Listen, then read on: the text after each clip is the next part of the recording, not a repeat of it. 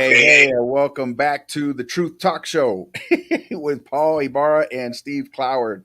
We are so excited. This is episode number 2, and we want to talk about limited beliefs on the spiritual aspect and then everything that's going on in the world today. So, Steve, jump on in, man. Let's talk about what we're going to talk about so we can talk about it, bro. Hey, right on, man. Excited to be here. Happy Friday to everybody. And, like I said, we'll chat about limiting beliefs. Paul, you can chat a little bit on kind of some of the things that we mentioned earlier as we were off air, and, how our limiting beliefs, can really get in the way of seeing what's really happening in certain situations. One thing that I've always tried to have, and I'm definitely not perfect, and I certainly have limiting beliefs in areas of my life, but I believe in the power of, I know the power of being open-minded and willing to consider other things, because perspective creates possibilities. And so, a lot of times people limit their beliefs just from a belief they have about something, so they don't even consider something else. Absolutely, man. I love what you just said. Perspective into possibilities. Perspective creates possibilities. Yeah, creates possibilities. I mean, that's the key, man. Is that if we're closed minded as a society, as people, if we're closed to new perspectives, then we're going to just continue to stay stuck. Yeah. And at the same time, new perspectives on some crazy stuff will cause us to go down this path that's not a good place to be. You know what I'm saying? So as far as what I want to bring to the table today about limiting beliefs is the spiritual aspect of it, the biblical side of it, because so many times when we ask somebody, "Hey, who are you?" the biggest thing that comes from that is what they do.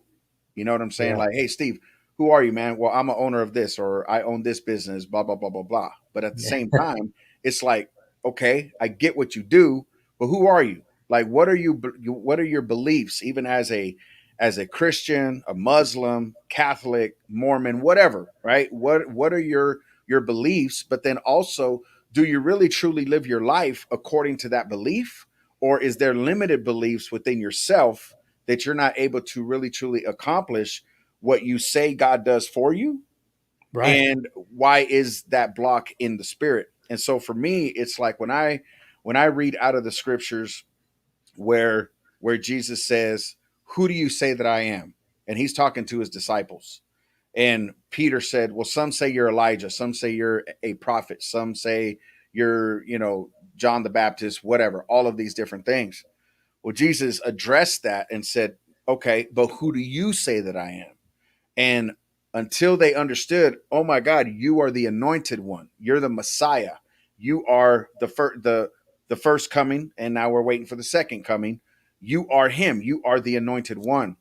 At that point in our lives, this is where we have to understand, okay, so if Christ lives in me and I live in him and we live in the Father, then whoever Christ is, and once we understand that we understand who he is, then we're really truly able to understand who we are in this world.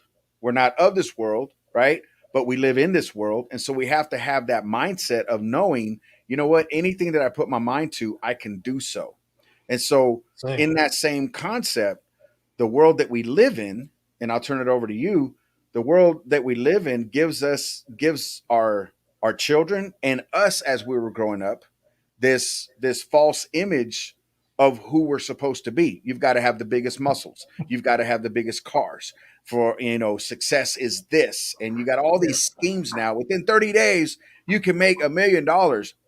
Baloney. There's no way, shape, or form. You and I are both in business, and we know the struggle, we know the challenges that comes with that. And so, man, just share what's on your heart as far as the limiting beliefs, society, all that stuff, man. Some of you might have seen I chuckled a couple of times as you were talking, because what you said is so true. As you talked about, we define ourselves by what we do. If people will be honest with themselves and really look at that I guarantee you, most of you are doing that. I'm guilty of that. And I remember my father was a very successful dentist. And I remember him telling me after he retired, he lost his identity because he wasn't Dr. Cloward anymore. I mean, isn't that strange? Now, Wow. I was able to relate with that after I went through what I did, crashed and burned, lost everything, ended up in federal prison. And when I came out, I had lost my identity. So as you talk about that, I chuckle because as I look back on that and see where I've, moved forward after that, it's been a decade, almost 11 years in September since I was released from federal prison. And I see how I continued to fight to find my identity through success in business. And how crazy that is. So that limiting belief was instilled in me about that's who defines me, that's who I am, through basically what I was exposed to and how I grew up. And I mean, you mentioned it, we're basically taught, whether through schools, basically our culture tells us, go to school, go to college, get a good job, have the house, the nice little family, and a white picket fence. If you think about that is sick that we limit ourselves to just thinking that's all that's what it's all about. Right.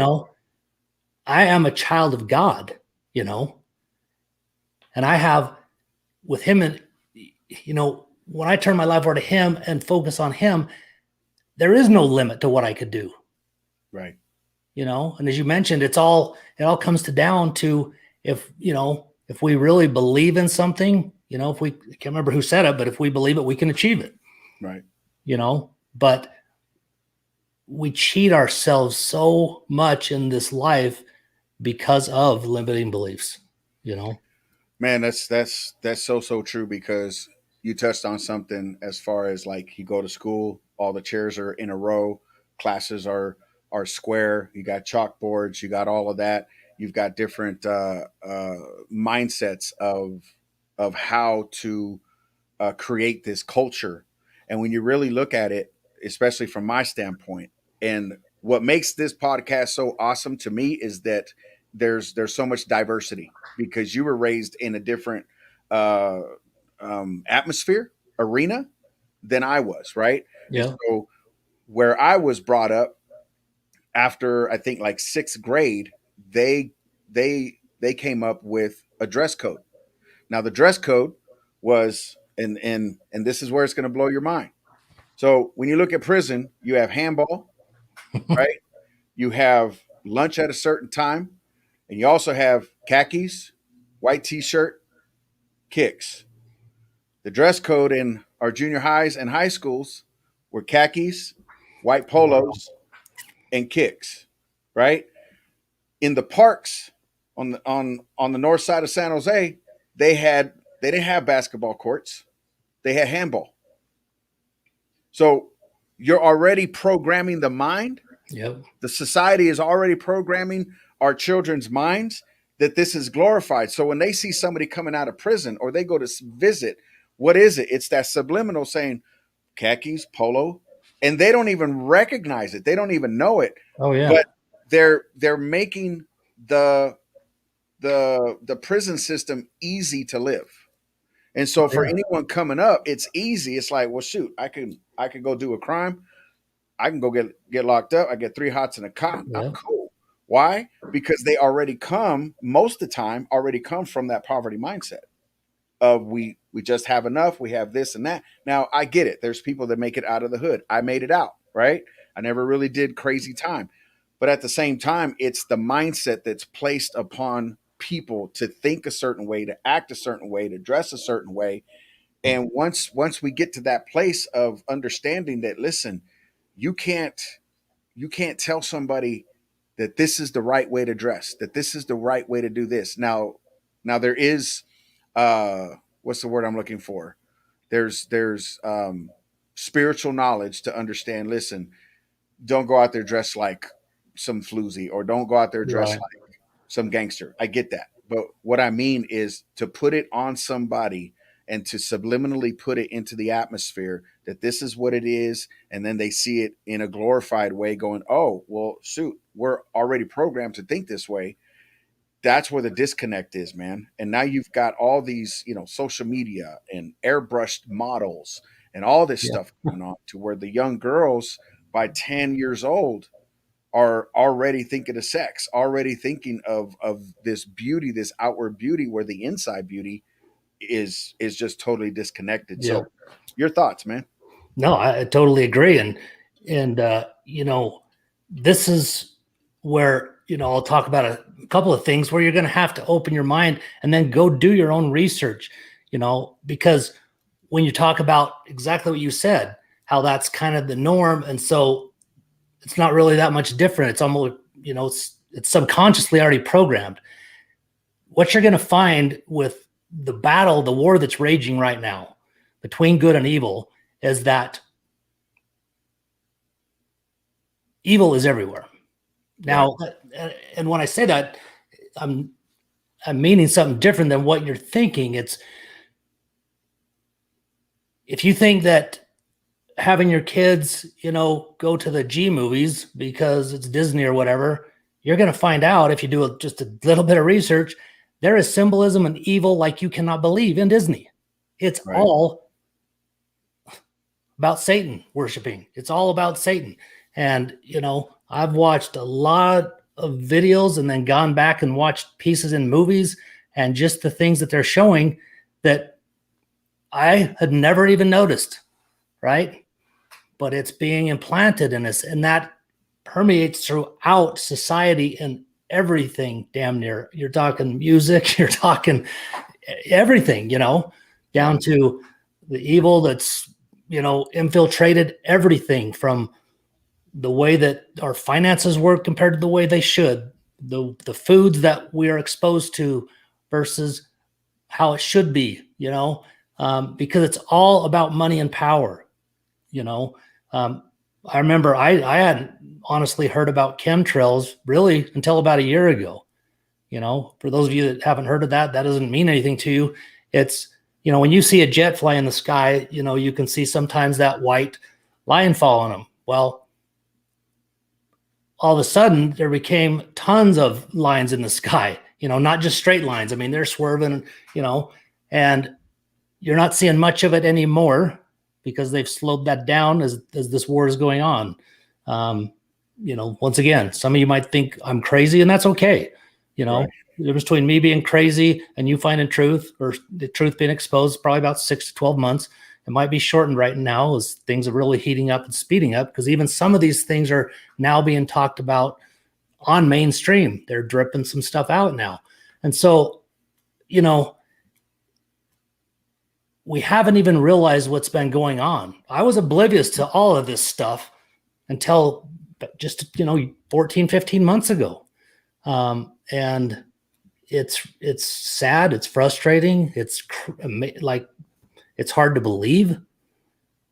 But when you go and search to find these truths, and then once again, don't believe me, don't believe Paul, you gotta ask God. You got to use your own discernment, and I happen to, listen to I've got two people that I really try to follow and get updates through, because I've followed them long enough. I've seen things they've talked about that I thought were crazy have come to pass now.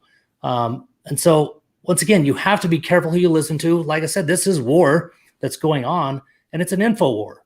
And so the fog of war is real. So you have to be very careful, and because there's going to be people out there that you believe are good that are telling things intentionally because that's their role. So you have to really be careful. And once again, so don't believe me. I could be nutty. I could be, one of those info guys telling you BS. But that's why I say go do your research for yourself. But that it's just crazy what's out there, and what's, what conditions us, I guess, to define what's important or define who we are. And it's sad, because God put us here, man, to have everything that he has. And it's just up to us to focus on that and to do the work. And that's, how you and I met, because I wanted to improve my relationship with God, you know. Right. And as we've talked about, yeah, I grew up in the Mormon church, but I've seen a lot of things that working with you and other gentlemen and groups that you've exposed me to, I have felt the spirit of God more in the last 6 months than I probably had in the last 10, 20 years, honestly. Wow. And because the authenticity and the realness versus the facades and the fake, and, you know, anyways, I don't want to go off on that tangent, but No, man, that's just real talk, man. It's like the freedom that we have in bingo, Christ to understand that you didn't find religion in the last 6 months. You found relationship. bingo. You found out, like, okay, so someone's telling me to live this certain way to be righteous. But at the end of the day, when you lay your head on that pillow, it's like, I'm not righteous because I still have these thoughts. I still have this crazy stuff going on. My life isn't perfect. You know what I'm saying? So how do I live this righteous life that people tell me to live when behind the scenes they're living this jacked up life? You know what Right. I'm saying? And this is where it's imperative that we understand that coming to Christ isn't, how can I put it? God doesn't want you to change your personality. Right. God comes in and starts to begin to build your character in him, because it's all about the kingdom. Matthew 6 and 33 says, seek ye first the kingdom of God and his righteousness, and all things will be added to you. What does that mean? All things. Yeah. Joy, peace, long suffering, all the gifts of the spirit, everything that is allowing you to push through this thing called life.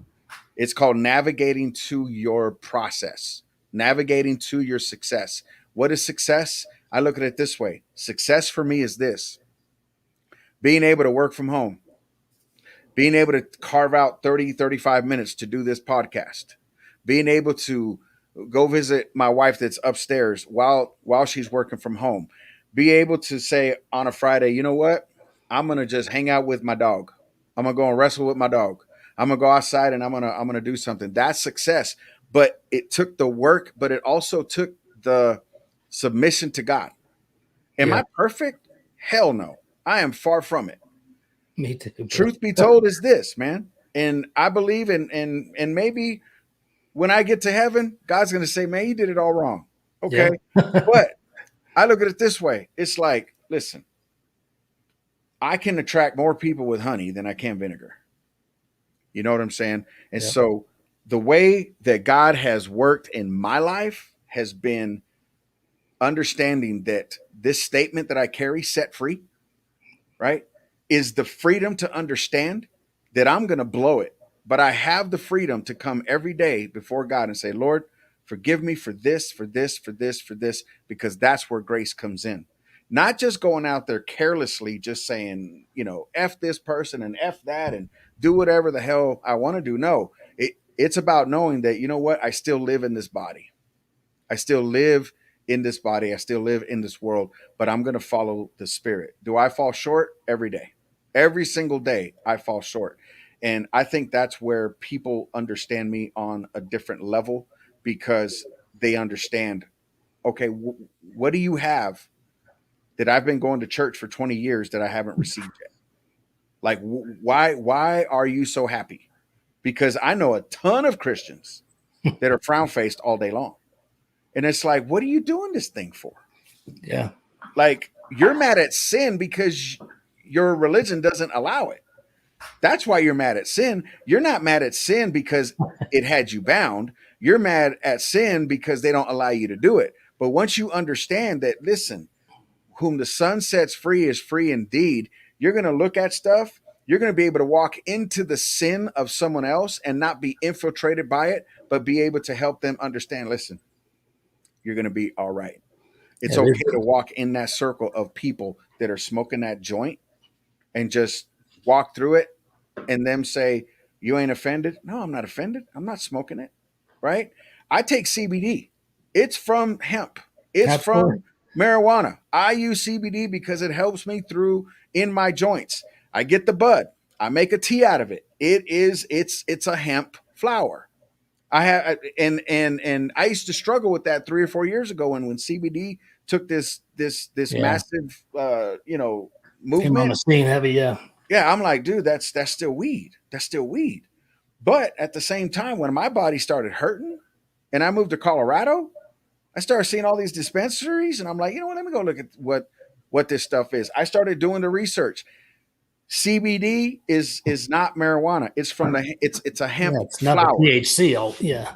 It's got maybe 5% of THC. But you know Yep. what? Honestly, I would rather smoke that, okay, for my pain than to go and take a bunch of pharmaceutical medicine Yep. that is killing you, that is rot Tons your of side bones. effects. It's from the earth. Yep. And That's the for key right anyone, there. It's from the right? earth. It's from the earth. God said it from the beginning. I am Yep. giving you the seed bearing fruit and plants and herbs, all of that. Listen, people say it this way, Steve. That's from the devil. The devil can't create. Yep. He's not a creator. He's an illuminator. That's it. But Yep. he didn't create weed. He didn't create seeds for weed. Weed is from the earth. It's Yep. just people have misused it, abused it just to go get high and just be high. But Right. if it's for medicinal purposes, hey, trust me, that it is there, right? So Yep. I'm gonna get Yeah. off my tangent now. Hey man, that's good stuff. There's a ton of stuff in that I could definitely want to unpack, but I'll, from a standpoint of from the earth, I think that's what is going to continue to get exposed. And I think more people probably are aware of, the pharmaceuticals, and that stuff's all created. Yes, there's some benefits, but there's usually 2, 3, 4, 5 negatives to the one benefit that it's helping someone with. Right. My mother had horrible rheumatoid arthritis for 35 years. I wish she would have, if CBD would have been, more mainstream at the time and been something that could have probably changed her life. I truly believe that there are things out there, and I can't remember the gentleman that spoke of it or the specific thing. My mother passed, or I would have definitely stopped, wrote it down, taken notes, because his rheumatoid disappeared, and I think we're gonna learn as things evolve now. And my belief is the good guys will win, and I don't believe God's gonna Amen. not let that happen. Amen. But he's also gonna, we have to do our part, and that's why we talked and we're doing this show, is because we feel like we're called to spread some of the truth, and if we'll do our part, if we'll bring God back into our lives, because I'm guilty of just kind of going through life. Yeah, like I said, I grew up in Mormon religion. I just kind of did what I was supposed to, but I wasn't, that involved or crazy about it. But that's also where I can see the things that would have held my mom back from using that too, because of the way we're taught. And, if you can just use some common sense, 99% of the time, you're going to come out on the right side, and Right. verify with God. But, it's sad that we allow religion. And I believe that there's going to be some things coming out about all religions and how much they have been corrupted. And, I'm not here to bash any religion. I believe there's a lot of good in every one of them. But, follow the money. Yeah. And then ask yourself this one simple question. If you run into some things in the church, it doesn't matter which one. I'm not specifically focused on one when I say this stuff, is ask yourself, would Jesus do that? Would this be important to Jesus? Right. And I'll just be honest with you. Those that know me or those that are following me may be shocked to hear this, because I will talk about the Mormon Church for a second. They have hundreds of billions of dollars. That's not a secret anymore. It was for a long time. Whistleblower came out. And I had a problem when I saw the City Creek Mall being built. It's in downtown Salt Lake. It's a massive, outdoor mall, and high end stores. They put out like $1.3 billion of their own money, I believe it was, and I could be off on those numbers, so don't hold me to that stuff. But a ton of their own money. Would Jesus build them all? And then ask yourself. I read an article the other day. Once again, I don't have the numbers off the top of my head, but right. How many homeless people are there just in Utah? Okay. How many people are living in poverty and struggling? And you'll know the scripture because I can't pull it up. But those of us that are blessed to have success, we are to help use that to help other people. They say the love of money is evil. Now that's what I believe. The elites and the power, that's what drives them. I believe money is just a magnifier of the person. And so if you have a church right here in Utah, and I think it should be a worldwide situation as far as the example I'm going to use, and you have these homeless, these people living in poverty, struggling. I don't know about you guys out there, but I know what I'd be doing with it. Because I wouldn't have people homeless. I wouldn't have people struggling to feed their kids. Right. If I had hundreds, billions of dollars. Right. To me, that just doesn't compute. Yeah. And I think what it comes down to that you were talking about too is my belief on what matters. I personally think religion doesn't at all. And I believe that God's going to judge us by our heart. By how we treated mankind. And that's the belief I've always had, because I think that's true. We're all brothers and sisters. So, we got to get off and wake up to the fact that this is back to the original topic of the division that's created, whether it be race, whether it be vaccinated versus and that's going to become bigger and bigger as the months pass. Why is that? Why do they push division? And if you don't think that's an agenda, you're crazy, and you got to do some research and you got to open your mind. Right. I personally don't believe, and you may have a different take, but I don't believe there's that much racism at all in this country. There are racists, certainly. Right. I have a black friend who I consider a brother from another mother. Mm-hmm. I have no issue. But are there some people that are absolute racists? And, if we're going to be honest, go do your research and dig into the truth about the Democrats. They're the ones pushing it. Right. But yet they're the freaking racists.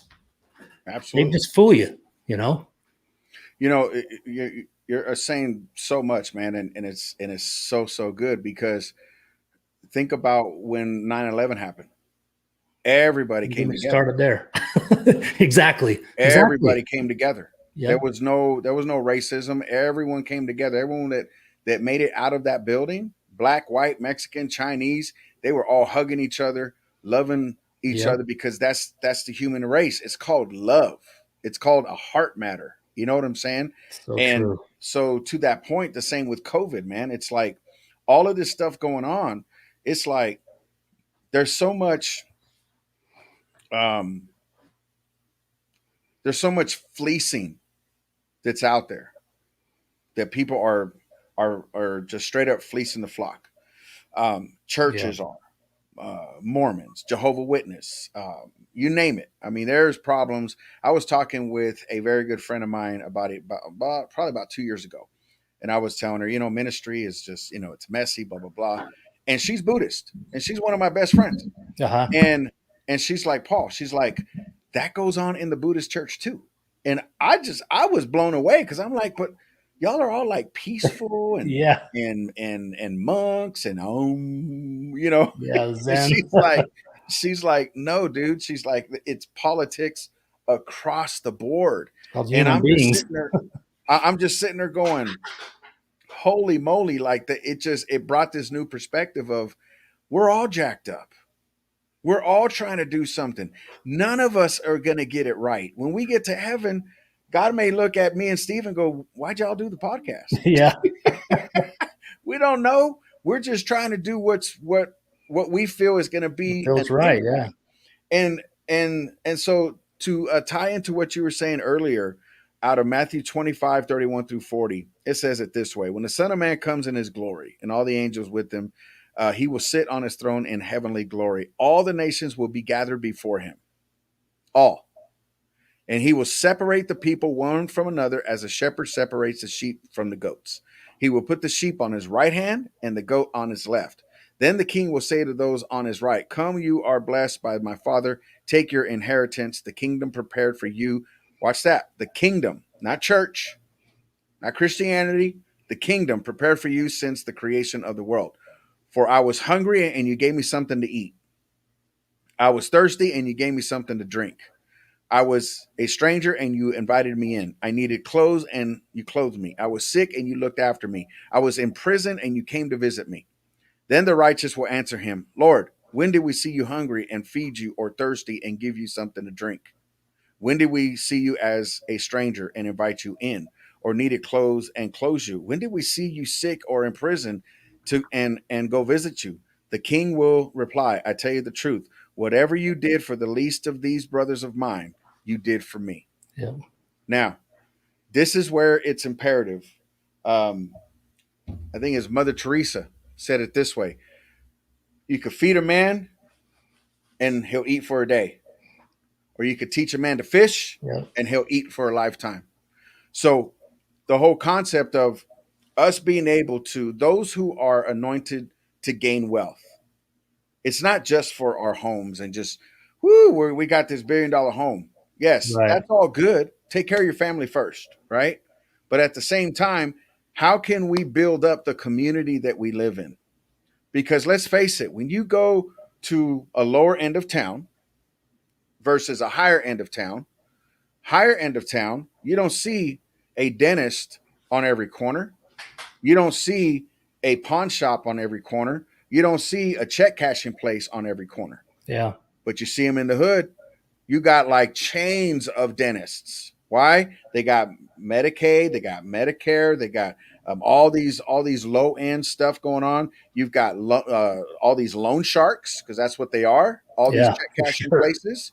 I mean, they are racking it up. They want you to be poor. I was in that position So 15 to true. 20 years ago, where I was literally, every check, my whole check went into the check cashing, because I needed to get back what they had already sucked me out of, Yep. until I got to a point where I'm like, you know what? I'm just going to be broke for a whole month. And I literally was broke for a whole month. But I paid them all off. I didn't have no money for myself for a whole month, and I said, never again will I do that. Just so I had extra money, acting like I was balling, which I wasn't. It drove me into poverty, man. Yeah. And that's where society has brought us. So I believe, just like what you're saying, is, hey, we're here to help. But on my perspective as well, is like, okay, so let's go to a city, a neighborhood, right? Projects, hood, ghetto, whatever you want to call it. Everyone has their own terminology. Bayou, right? Doesn't matter. The holla for my West Virginia people, right? What if we as a people, and this has been my dream for years, and maybe that's something that we could, collaborate down the line. How do we go into a community and build the community? Yep. How do we go in, teach them principles? How do we go in, let them know, listen, you don't have to worry. You don't have to wait for a stimulus check. Yeah. You don't have to wait for the welfare check to come. Let's break that cycle. Let's break that curse, and let's get you to a place where you can actually create your own wealth, create your own business. Yep. I've had this dream for years, Steve, of, for the prisoners that are coming out. I can't find a job. Cool. Oh yeah. How can we teach you to start a business?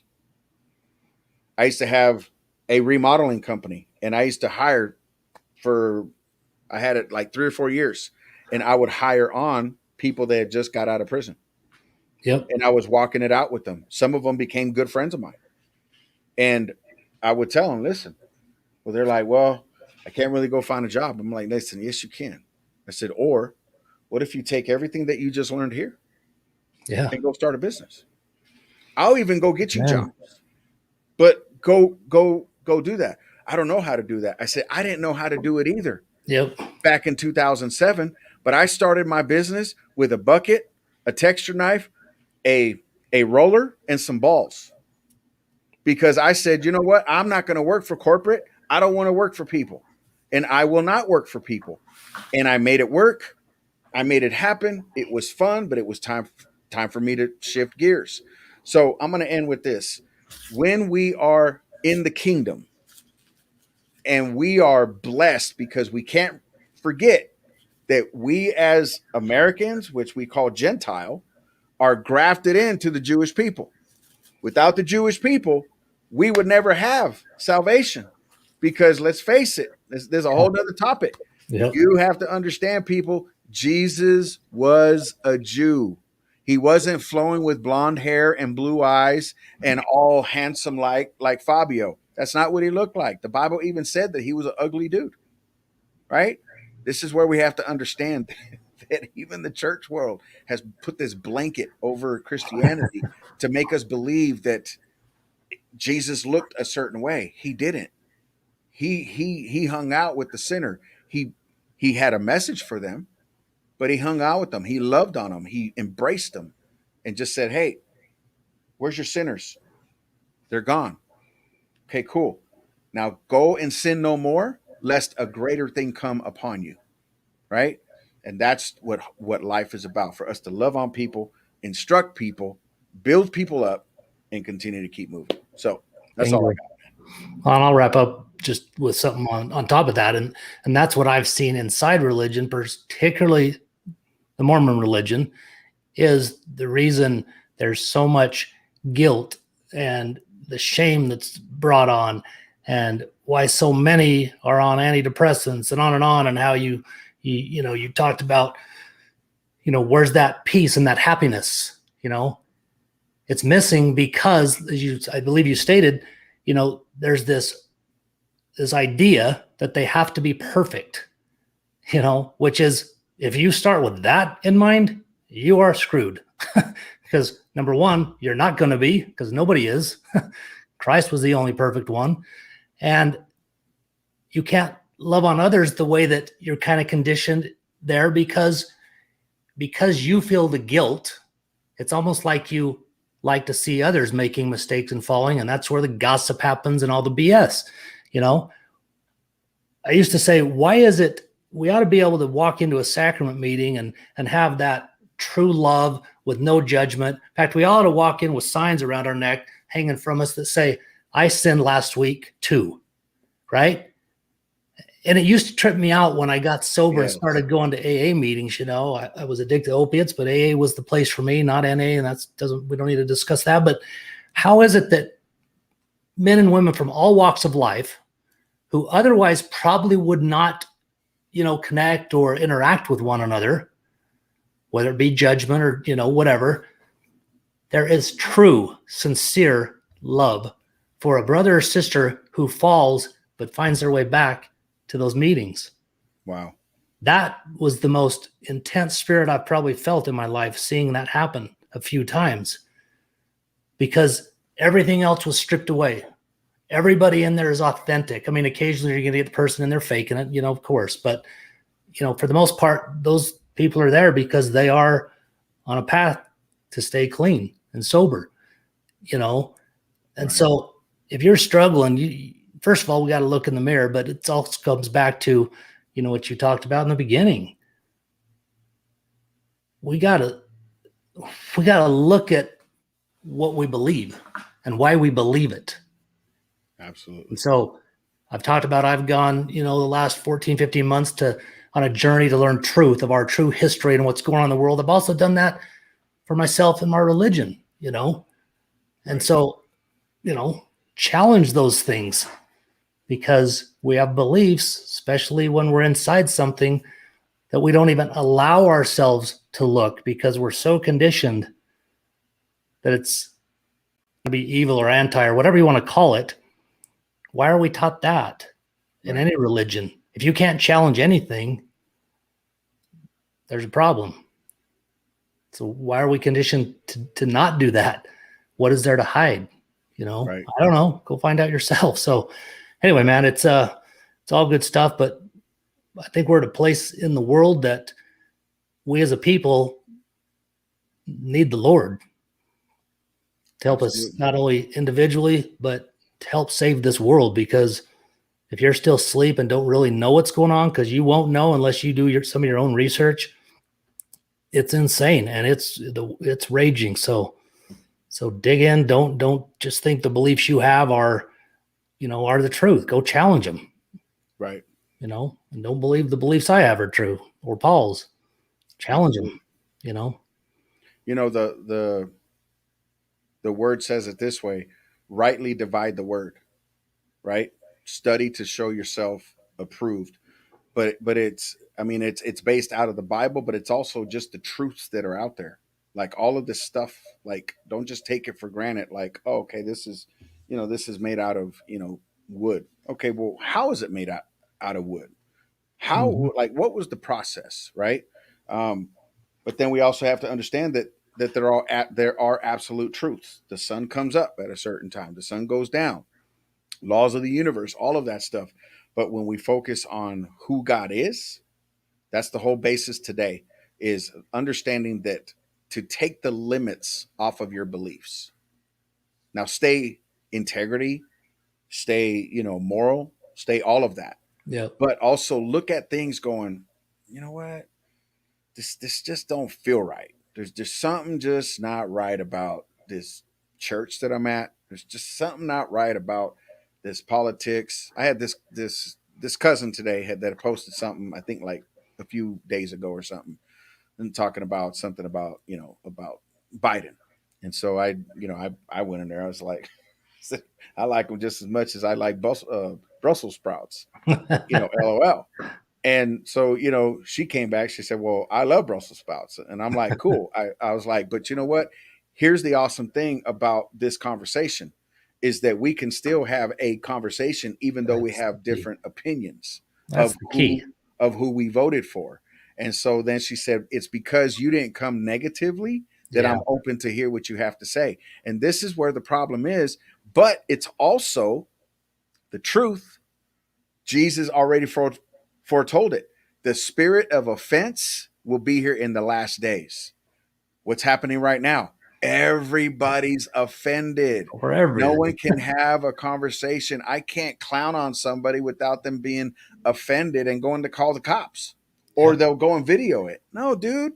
If you got a problem with me, come to me. Yeah. Talk to me. And so this is where I believe this podcast was just awesome. Last week was just the introduction, but this one here was really diving into opinions, diving into the truth, diving into the Holy Spirit. But listen, everyone is going to have their own convictions. Everyone's going to wrestle with their own demons. But at the end of the day, I love what you said, Steve, that in NA, AA, all of these methods, that when people are coming together and they're hurting, there's nothing but love in the room to understand. I know you're hurt. I Yep. know your pain, and I'm here with you, and I'm here for you. And that's where it's going to break all the chains that are out there in the world. So that's all I got for today. If you have any closing thoughts, then we'll close this out. But we'll be back every week at 10 o'clock Mountain Time on Friday. I know I made a mistake last week and said Thursday, but on Friday mornings, we will be here at 10 o'clock Mountain Time. So, Steve, you have any closing thoughts? Last thing, just to get rid of offense and fear Yeah, and focus on love and light. That's absolutely. it. If we can all do that, this world will be a great place. Amen. Well, I love it, man. Hope everybody has a great weekend and see you Absolutely. next week. Cool. And hit that subscribe button. And these will be on Apple pretty soon. So we will see you there, and Spotify, iHeartRadio, all that good stuff. So we love you guys. God bless you. We'll catch you next week. Take care.